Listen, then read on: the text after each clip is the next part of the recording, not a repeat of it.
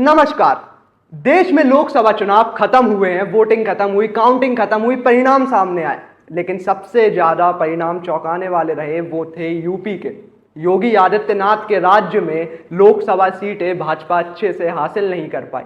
लेकिन मैं आपको बताऊं तो यूपी की राजनीति तीन दलों के इर्द गिर्द घूमती है। पहला है समाजवादी पार्टी, खैर पहले बीजेपी था, लेकिन इस बार मैं पहले नंबर पर समाजवादी पार्टी रखूंगा क्योंकि समाजवादी पार्टी का उम्दा प्रदर्शन रहा। उसके बाद आता है बीएसपी और फिर आता है बीजेपी। सॉरी, बीएसपी को मैंने सेकंड नंबर पर रख दिया, लेकिन बीजेपी सेकंड पे आता है, बीएसपी थर्ड पर आता है। बीएसपी यानी बहुजन समाज पार्टी।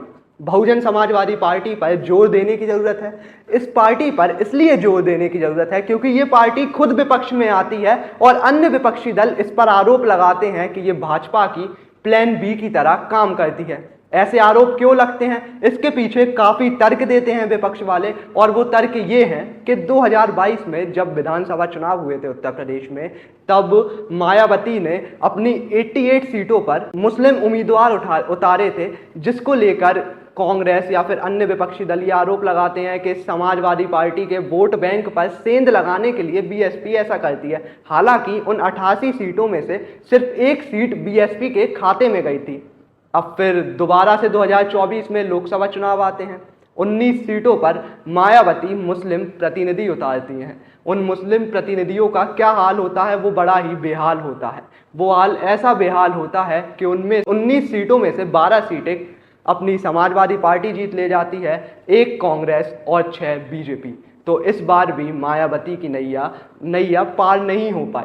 लेकिन जब नतीजे सामने आते हैं, 4 जून को घोषित नतीजों के विश्लेषण से पता चलता है कि यूपी में जिन 79 सीटों पर बीएसपी ने चुनाव लड़ा, उनमें उसका कुल वोट शेयर 9.39% रहा, जो 19 सीटों पर पार्टी के मुस्लिम उम्मीदवारों को मिले औसत वोट शेयर के अनुरूप है। ये अपने आप में राज्य में जाटव दलित मतदाताओं की संख्या से 4% कम है।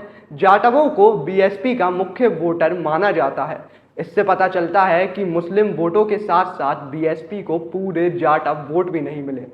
अब ये समाजवादी पार्टी कह रहा हूँ, बहुजन समाजवादी पार्टी की घटती लोकप्रियता को देखकर आपको क्या लगता है? क्या बीजेपी प्लान बी सच में है बीएसपी या फिर नहीं? आप हमें कमेंट बॉक्स में जरूर बताएं।